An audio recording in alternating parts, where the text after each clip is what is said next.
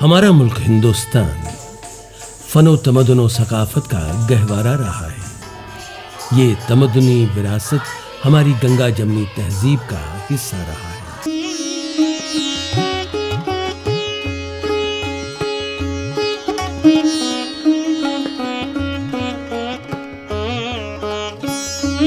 जो हमारी मिलीजुली रिवायात का आईना भी है, जिनकी आबियारी हम मुश्तरका तौर पर सदियों से करते आ रहे हैं।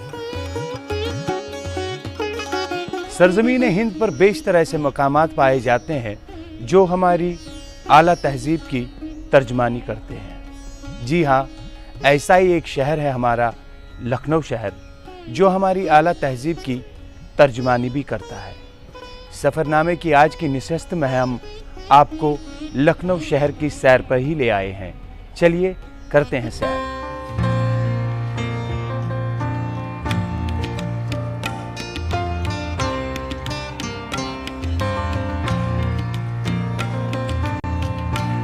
मुल्क हिंद के दारुल खुलाफा से लगभग 540 किलोमीटर दूर बसा शहर लखनऊ रियासत उत्तर प्रदेश की राजधानी होने के साथ साथ उर्दू ज़बान व अदब का एक अहम मरकज भी है। लखनऊ हवाई राब्ते से मुल्क और दुनिया के अहम तरीन मकामात से जुड़ा हुआ है।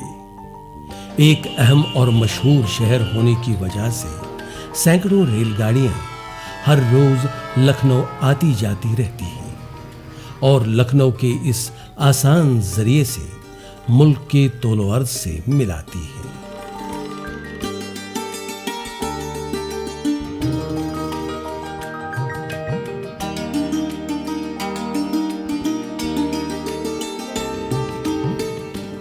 इसके अलावा लखनऊ कई बड़ी सड़कों, कौमी शाहराहों व जदीद और आरामदेह एक्सप्रेस हाईवेज के जरिए हिंद के बाकी मकामात से मिला हुआ है।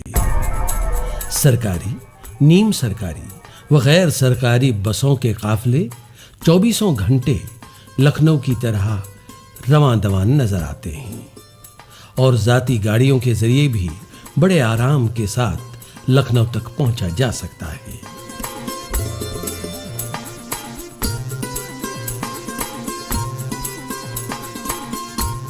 यूं तो हिंदुस्तान का हर शहर अपना एक खास और मुनफरिद मकाम रखता है, लेकिन लखनऊ की बात ही कुछ और है। तहजीबी, सकाफती व लिसानी तौर पर शहर लखनऊ का कोई सानी नहीं है।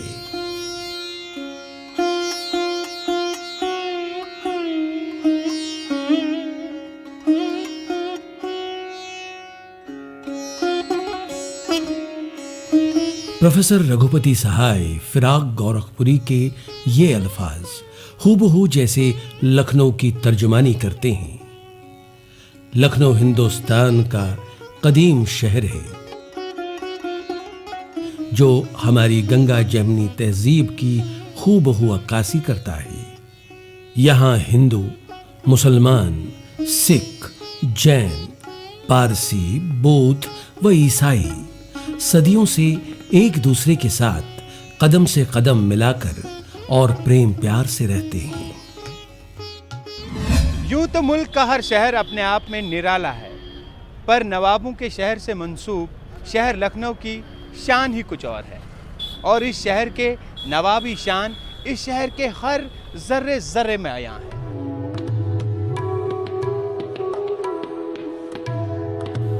यह है लखनऊ का मशहूर ज़माना लखनऊ का रेलवे स्टेशन, जो अपने फन तामीर की वजह से हर किसी का ध्यान अपनी ओर खींचता है।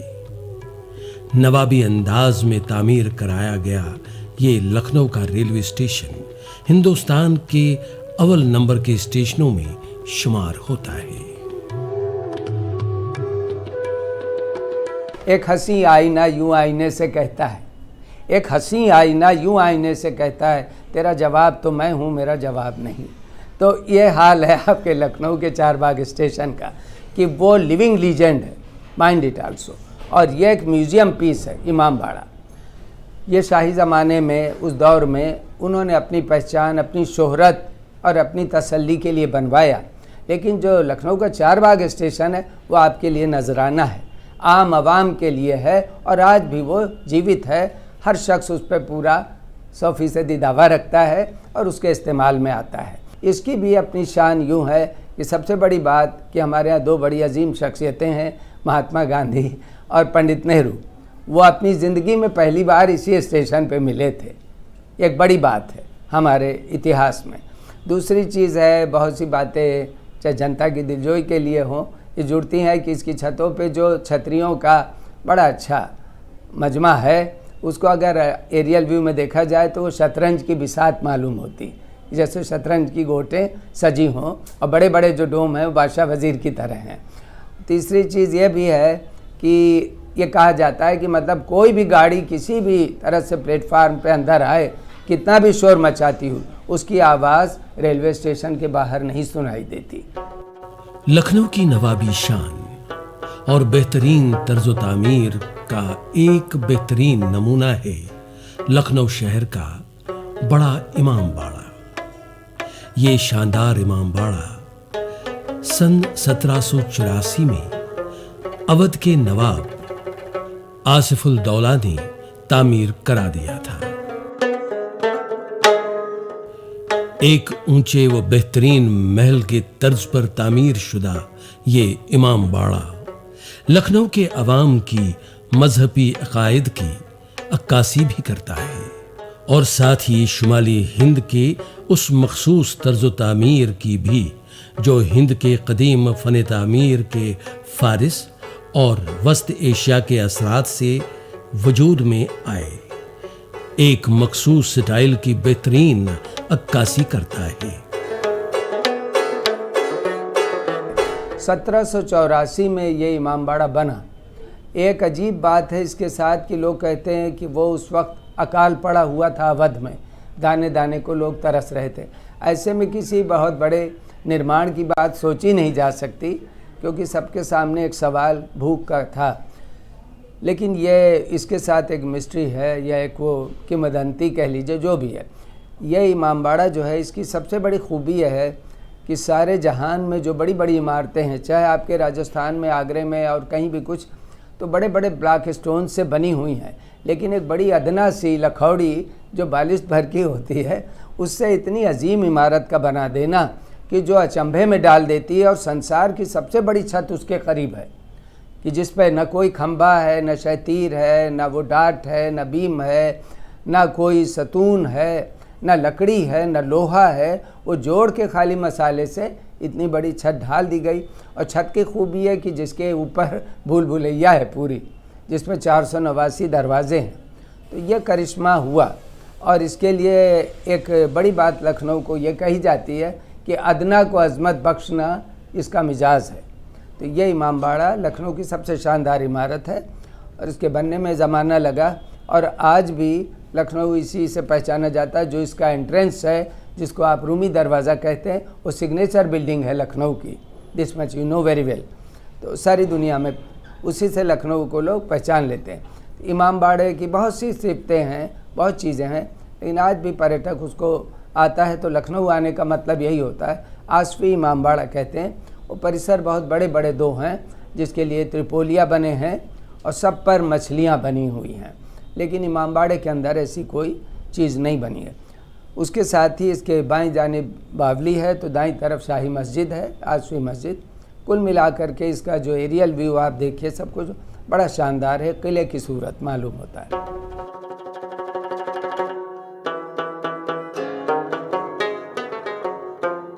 इस इमामबाड़े के साथ इस इलाके का एक तारीखी पहलू भी जुड़ा हुआ है। दरअसल इसकी तामीर एक बड़े कहत में अवाम की मदद करने की गरज से कराई गई थी। इस तरह यहाँ के रहमदिल हुक्मरान ने जहाँ इस बेहद खूबसूरत इमारत की तामीर इतने बड़े पैमाने पर कराई थी, वहीं कहत से गमज़दा भूखे लोगों को इज्जत के साथ मजदूरी के एवज मेहनताने के रूप में उनकी इमदाद भी की थी। बड़े इमामबाड़े की छत से सारे लखनऊ शहर का दीदाए ज़ेब नजारा किया जा सकता है।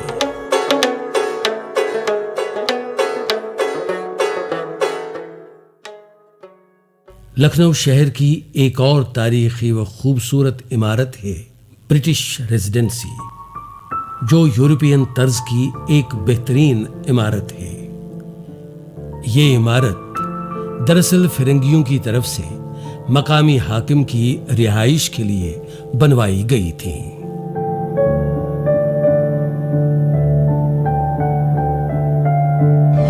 छत्रमंजिल लखनऊ की एक और तारीखी इमारत है जो उस जमाने की यादगार है जब लखनऊ नवाब गाजी हैदर की हुकूमत में था। ये महलनुमा इमारत लखनऊ शहर की मुनफरिद तर्ज तमीर और शान की अलामत भी तस्वर की जाती है।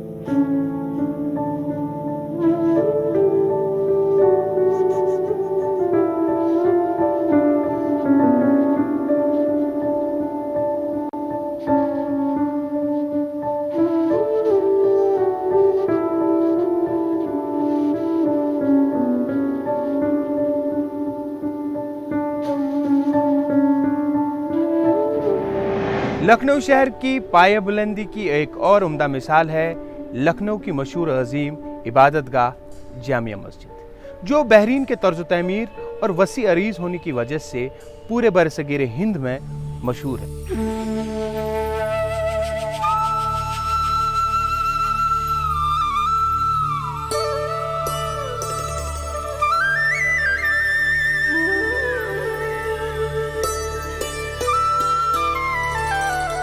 ये छोटा इमामबाड़ा जिनका मोहम्मद अली शाह बादशाह, उनकी बीवी थी मलके जहाँ। उन्होंने तकरीबन 200 साल पहले इस मस्जिद की बुनियाद डाली और मस्जिद तामीर हुई और नमाज जमात के लिए और नमाज कायम रही, इसमें होती रही। हमेशा ज़माने के हिसाब से इनकलाबात आते रहे, लेकिन की बहर ये जमात होती रही। और ये ईरानी अंदाज़ की बनी हुई है, ईरानियों ने इसमें काम किया है। ईरानी मेमारों ने जो इस मस्जिद को बनाया है, ईरानी मेमारों, ईरान से बुलाए गए थे गोया। ये नवाबीन जो थे, जो मुग़लों के दरबार में थे, मुग़लों की फ़ौज में थे, शायद जब उनको यहाँ पर रियासत मिली तो उन्होंने यहाँ पर अपने अखलाक से ऐसा काम किया कि यहाँ बहुत से हमारे हिंदू भाई जो थे, उन्होंने भी करबलाई इमामबाड़े बनवाए। हम जहाँ तक समझते हैं कि ये मस्जिद मुनफरिद है, नहीं अलग तन्हाई है, नहीं अपने अंदाज़ की। ऐसी मस्जिद शायद न दिल्ली में है इस तामीर तक के तरह की, ना कहीं और हिंदुस्तान में है इस अंदाज की, कहीं नहीं है। वहाँ भोपाल में एक मस्जिद है ताजुल मसाजिद, लेकिन वो बात इसमें जो है वो किसी मस्जिद में नहीं है।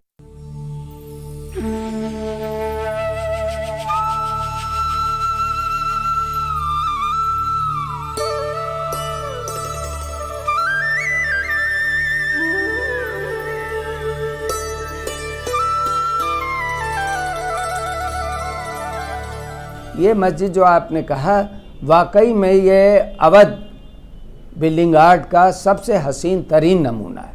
अगर अजीम नमूना आसफी इमामबाड़ा है तो हसीन तरीन नमूना ये इमारत है जिसमें इंडो सरेसनी के बाद, मुग़ल और राजपूत आर्ट के बाद जो अवध का अपना निजी स्टाइल है, जो स्टुको वर्क का है, जो चूने को उभार करके कारीगरी और गहनों की तरह गढ़ने की नफासत जो है, वो इस मस्जिद में आपको नज़र आती है। इसकी कलियाँ देखिए, इसके कंगूरे देखिए, इसकी मीनारें देखिए, इटालियन ढंग की बनी ऊपर छतरियाँ देखिए, और डोम और कुल मस्जिद जो है बेहतरीन है। और इसके इंटीरियर में भी बड़ा अच्छा डिकोर है, पेंटिंग्स हैं और बड़ी अच्छी महराबें और सतूनों की सजावट है, जो को देखने वाले दंग रह जाते हैं।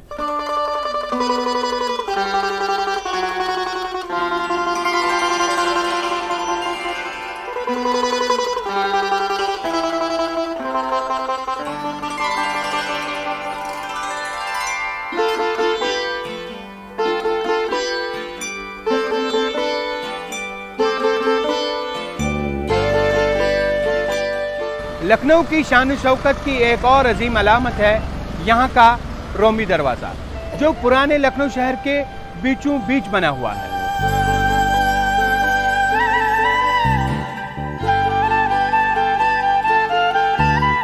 दरअसल इस दरवाजे की तर्ज तामीर रोम और दूसरे अजीम तर्ज से तरबियत लेकर बनाई गई है।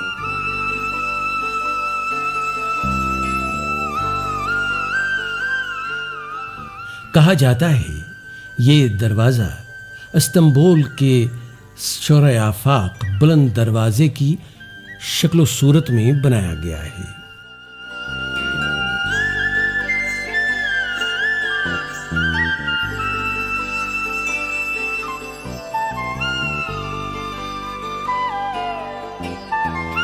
लखनऊ रियासत उत्तर प्रदेश की राजधानी है, इसलिए इस रियासत के तमाम बड़े दफातर व महकमाजात यहीं से अपना निज़ाम चलाते हैं, जिसकी वजह से इस शहर की अहमियत रियासत व मुल्क के लिए और भी ज़्यादा बढ़ गई है।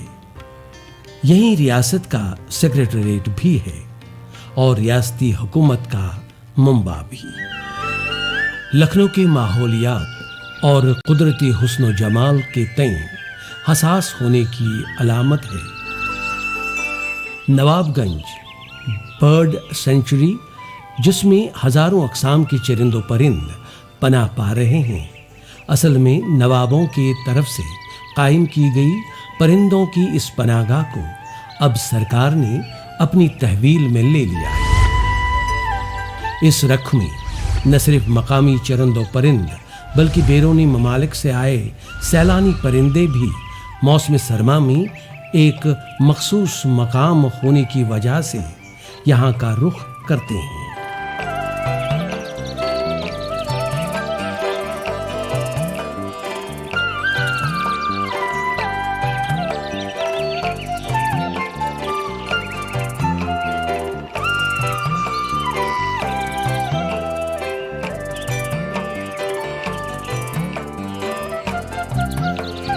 लखनऊ ज़बान व अदब का भी गहवारा रहा है। इस शहर को ये फ़ख्र हासिल है कि यहाँ सबसे शुद्ध और खालिस उर्दू और हिंदी बोली जाती है, जो शुमाली हिंद की दो अहम तरीन ज़बानें हैं।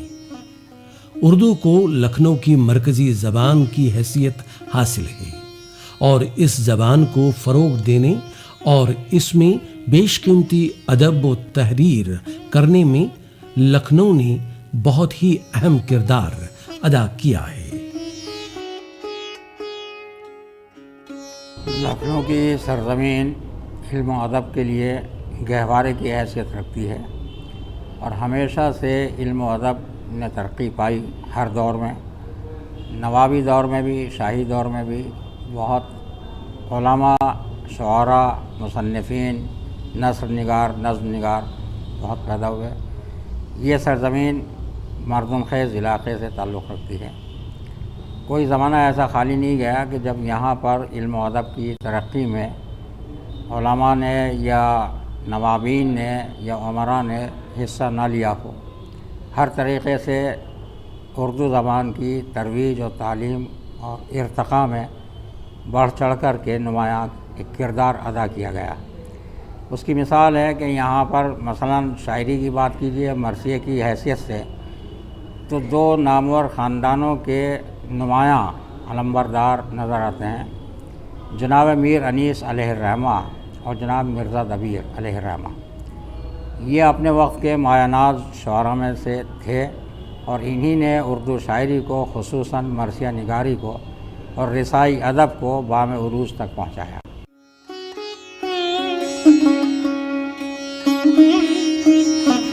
उर्दू अदब के जो मायानाज़ सितारे लखनऊ में तलू हुए, उनमें उर्दू अदब के बाबाए तहरीर जनाब मीर तकी मीर व मजाज लखनवी जैसे गरां कद्र शायर और अदब नवाज शामिल हैं, जिनके जिक्र किए बगैर उर्दू अदब नामुकम्मल तस्वुर किया जाता है।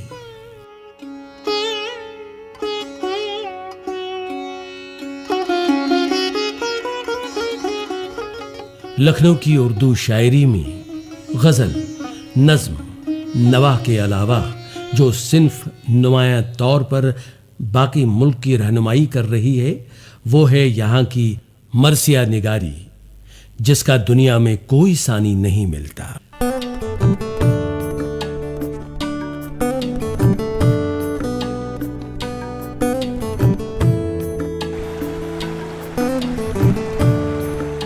लखनऊ, जहां फनो सकाफत व अदब के लिहाज से एक खसूसी मकाम रखता है,